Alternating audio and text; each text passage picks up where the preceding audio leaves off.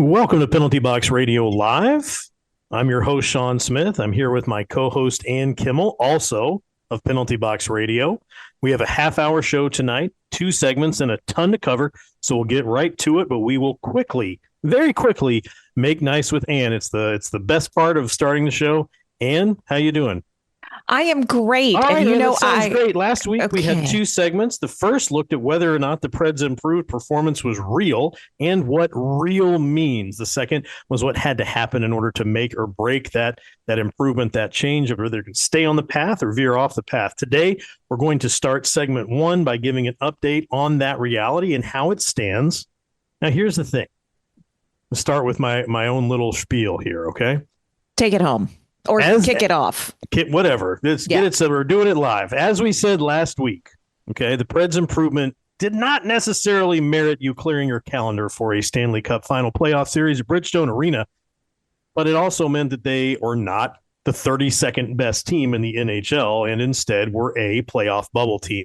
That's kind of where we left things, that this is a team that could make the playoffs in a wild card spot or miss the playoffs narrowly. Since then, of course, the Preds played 4 games, won 3, lost 1. They earned 6 out of 8 possible points and are currently sitting 1 point out of the final wildcard spot in a race that is packed. They are 10th in the West and would be tied for 13th in the East, which sounds bad, Ann. It does sound bad. But it's better than last week. Last week, they would have been last. So it seems like our take from last week is holding true, that they may or may not make the playoffs in a wild card spot. In that, honestly, and that's okay right now. Yeah, I think that this is a really great space for the Nashville Predators to be in, considering how the season started. I do think that we have to be upfront and honest, honest hockey talk and all that. I will say that it is worth noting that the Chicago loss gave me a little bit of a scare. Why? And not because it was this egregious performance or anything like that. It wasn't. It was a 3-0 loss to Chicago. But with Nashville, I think we're still trying to figure out who is this team consistently. And we're getting closer to understanding that. And fortunately, I think for Predators fans, there's a lot of excitement that consistently they are playing well.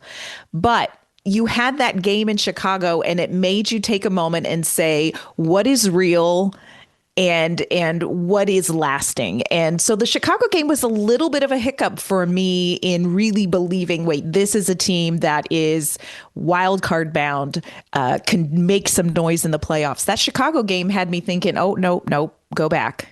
So we're still in that area. We're still in that gray area of what is this team for real and what is this team as it is capable of? A lot going on for Barry Trotz to sort out. Well, and I think, too, you talk about a lot of excitement for Preds fans, right? Mm-hmm. Because I think the biggest thing was when you saw that just the beginning of the season just dragging on and getting worse and worse. Yeah. People were checking out. Now, a good bellwether for me is whether or not my kids want to go watch the game. Mm-hmm. That's what it comes down. They're always fine to watch it on TV at home. That doesn't require much effort, but I know on Sunday I had kids saying, can we go to the game? We'd like to go to the game. And we ended up going to the game. And of course, you were there covering it. I was there as a fan in the stands. Yep. Just a regular ticket holder. It was a good game. It was a nice win. It was a nice win over Washington, a team that, you're looking at a team that's going to be a playoff team in the East. You've got Alex Ovechkin. I will say this to you and anyone who saw that game live. You are going to remember that moment because in that game, you got to see the absolute Alex Ovechkin power play goal and the absolute Steven Stamkos power play goal. And I don't know how many of us as hockey fans say, I saw both of those happen in one game. It was a great game. Yeah, I was in line for Dippin' Dots with my nephew. Yeah. And there was a guy in front of us and he said, I think I'm good luck. Every time I buy a beer, they score. And I was like, that's pretty good. Maybe you should get some more beers. And he's like, yeah, I think I'm going to get another one. So you might want to get 2 so they have enough to win. He's like, that's a good idea. So we waited in line a line in a while. And I finally said, you're in the ice cream line, right? And he was like, oh, yeah, you're right. I better go get a different line. Wow. And so maybe he didn't need the other two. It sounds like the Predators could have had 8 goals on the beer based to goal based on that ratio. gentleman's outlook. Maybe he'd already had a few too many. Hopefully he wasn't driving home. Now, one of the things that we did talk about last week was that a sure sign that things were going to get worse was if we were to see an injury to Roman Josi. And as we speak, Ann, Roman Josi is healthy. He's contributing. He's and not just good performance on Sunday, but he scored a highlight reel game-winning goal that essentially, I don't know, did it break Tristan Jarry? Like, did it? I mean, obviously, on an existential level, I do worry about Jarry. I'm concerned. So Roman Josi is not just healthy, but he's doing well. He's doing fantastic. In last 5 games, he's got 3 goals. He's got 2 assists, or the last PBR week, 6 blocked shots, and he is playing a ton of ice time for the Nashville Predators. And you know what? There's not a person in that locker room who doesn't appreciate what Roman Josi is doing. I will say just a fun little nugget that he shared with us post-game after the win over Edmonton was that he just wanted that shot to go in so bad because he was so tired from a long shift and overtime. He didn't want to have to skate back down the ice. So it was for the win. It was for the points, but it was also just because he was done. Sure. Mad respect. Yeah. Shift's got to be short, Ann. Can't take a long shift. I'm telling you. And, you hear people talk about it, when it comes to NHL players, but I see it in youth hockey too. The kids want to stay out longer because they think if I stay out longer, I'll have a better chance to score, and they just get slower and slower and slower. Yeah. So, I know where he's coming from based on watching the kids do it. And I guarantee you, he was ready. He was ready for that game. Yeah, he was ready. Yep. Big milestone coming up, too, that we need to keep in mind with Roman Josi. Roman Josi is on the cusp of his 1,000th NHL game. That's going to be right around the corner on January 22nd. It's going to be a home game, which will be great against Ottawa. But Roman Josi hitting that benchmark that not a lot of players get a chance to hit. No. And I think, there's a lot to unpack with the Roman Josi topic. There's, of course, his performance on the ice.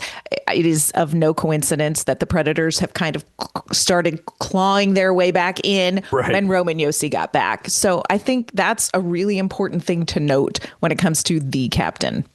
Well, and what's good, though, we could probably talk for the rest of the half hour about Roman Josi, but, it's not just Josi that's having to do everything. He's not having to carry the team on his back alone. There's other players that are stepping up and contributing. I just name a few off the top of my head. Steven Stamkos.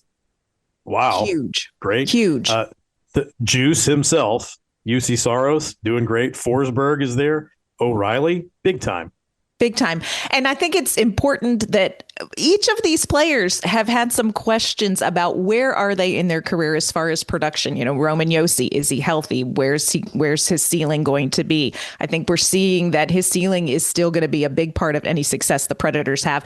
But talk about UC Saros. UC Saros has been under a microscope since that deal was announced. Yeah. And, he has had some rough outings this season, but boy, UC Saros under a very heavy workload. Right now, UC Saros has played the most minutes of any goaltender by 13 minutes. He's faced the most shots against of any goaltender. Ooh. He has faced the 3rd most high danger chances of any goaltender. UC Saros is carrying a heavy workload. And what we're seeing is his ability to steal games for Nashville.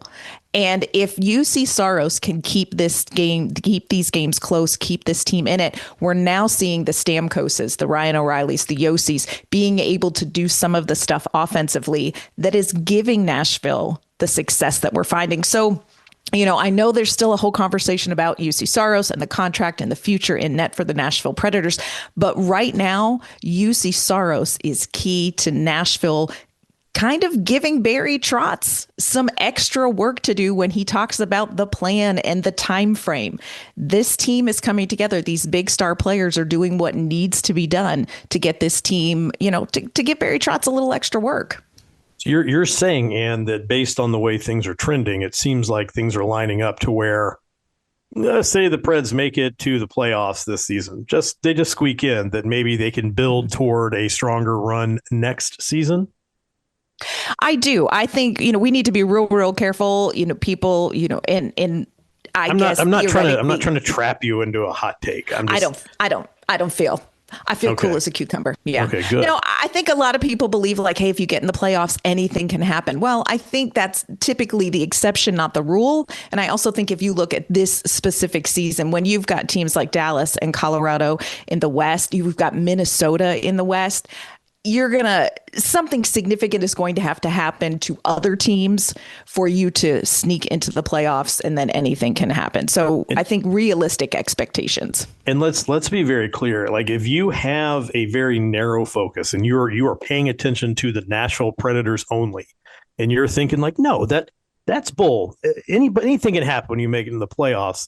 Then you are not paying attention to what's happening in the first, second, and third place teams in the West. They are absolutely. I mean, it is like it's a different beast right now out there, and I cannot even begin to tell you how difficult it would be to face any one of those teams and try to win 4 out of 7 games. That would be tough, and especially if you're down at the bottom, there's a good chance you're going to see at least one of them early, and that's going to be a tough row to hoe.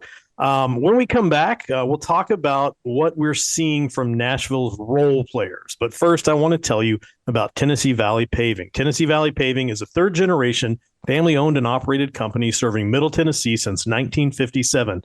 They handle everything from driveway and parking lot paving to municipal and commercial projects, and even specialty work like tennis courts and aviation pads. They're bonded, hold an unlimited license, and ready to serve your paving and sealing needs. Call Tennessee Valley Paving today at 615-794-2351 or visit TennesseeValleyPaving.com. Tennessee Valley Paving, serving the region with quality you can count on. Welcome back to Penalty Box Radio Live. If you're looking for the best spot to catch every game, head over to East Nashville's favorite sports bar, Beyond the Edge. With over 30 TVs and 25 beers on tap, you'll never miss a moment. They've got you covered for lunch, dinner, and late night, serving food all the way until 2 a.m. Plus, enjoy happy hour every weekday from 2 to 6, and don't miss 2-for-1 Sundays. That's Beyond the Edge at 112 South 11th Street, East Nashville. Beyond the Edge, your home for every game. All right, we are back, and on this shortened show, we wanted to highlight some players that tend to get overlooked due to the flashy nature of guys like Steven Stamkos and Roman Josi. And while they are a huge part of the turnaround, don't get me wrong, a lot of people spend a lot of time talking about them. I do want to let you all know that we are going to talk as much hockey as we can, so when we have 1 minute left, our producer, Brandon, will break in with a 1-minute warning, and we will transition out of the show. But until then, and we're going to talk about some of these unsung guys. And these are guys, and then look, I know these guys get talked about, but I don't think they get talked about enough. And you know me, I'm the champion of the third pairing defender. I love the fourth line grinders. Those are the guys that's why I watch hockey. I mean, it's enjoyable to see nice goals, but I like to watch people work hard. And these are guys that work their butts off every time I see them out there. Who do you want to start with? We've got a few. We do have several to talk about, but I want to kick it off with one of the heroes of last night, and maybe it won't show up on the score sheet in the Edmonton annals, but Michael McCarron dropping the gloves less than 3 seconds in, and again, got a chance to talk to McCarron, and when it happened, everybody was like, hey, is there some sort of hungover beef? We didn't see them jawing during warm-ups or anything, and Darnell Nurse just offered it to him, and Michael McCarron had a great quote. He said, look, I was not going to refuse that fight because I don't want anybody on that Edmonton bench to spend a minute of this game thinking that me or this team is going to play intimidated. And he dropped the gloves.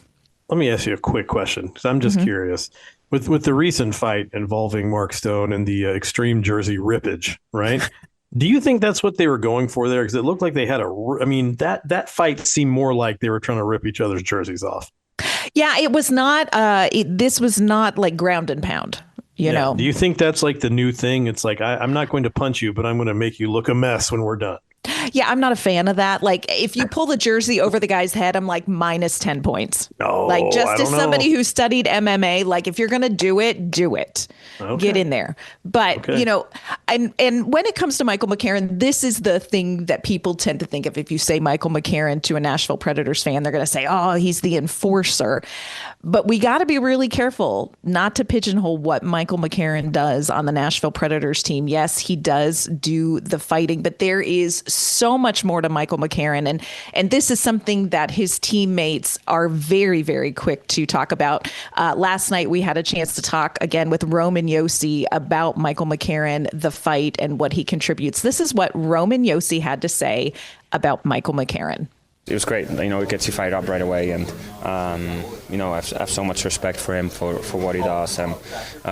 He's an amazing player for us. The way he plays on that fourth line, and fighting is hard. It's tough.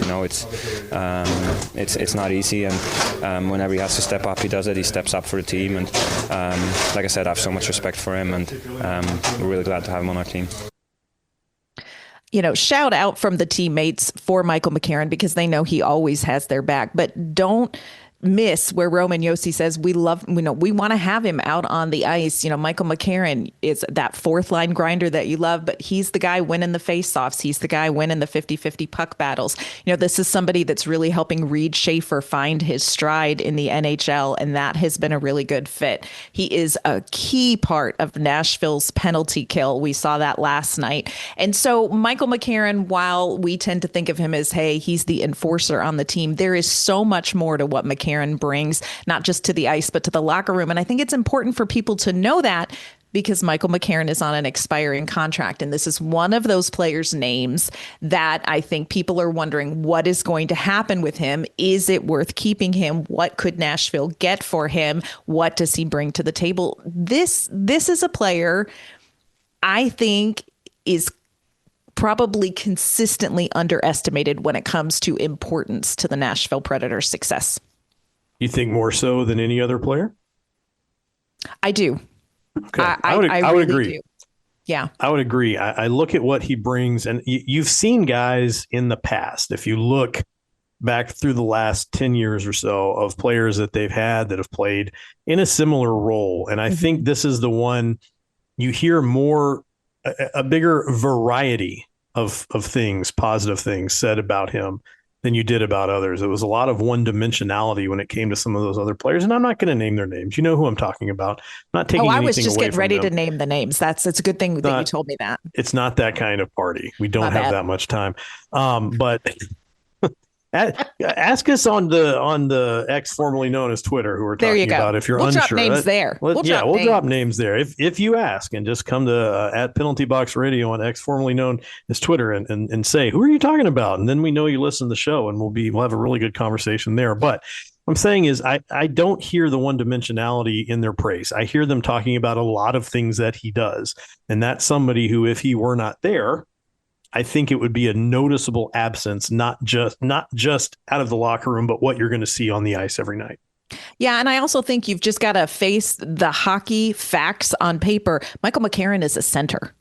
Yeah. And he is the reliable center. Nashville lost Colton Sissons in the offseason, and that they didn't was lose him, and they didn't lose him. They traded him. They traded him. Anyway, we don't have time. I'm sorry. No, I feel it. Yeah, they traded Colton Sissons. We still miss Colton Sissons, but you don't necessarily have that reliable bottom six center that you had with Colton Sissons game in and game out. And Michael McCarron is that. And I don't know that Nashville has anybody in that center position who would be ready to come up and step in and contribute to close to the level of what we see from McCarron right now. McCarron is going to be a very interesting one to watch as the trade deadline gets closer. Okay, let's move on. I want to talk about, I'm not just talking about him because we have the same last name. Let's talk about Cole Smith. Brother Cole. Well, I'm a little bit cousin Cole older than he is. I mean, he'd probably be like a good nephew. Nephew Cole. There you go. There we go. Yeah.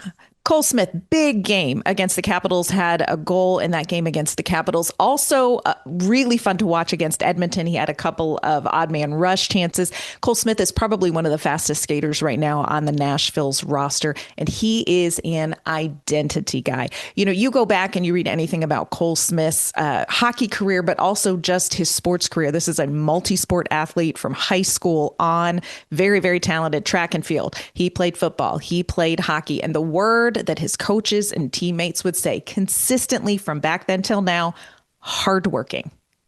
That is the identity.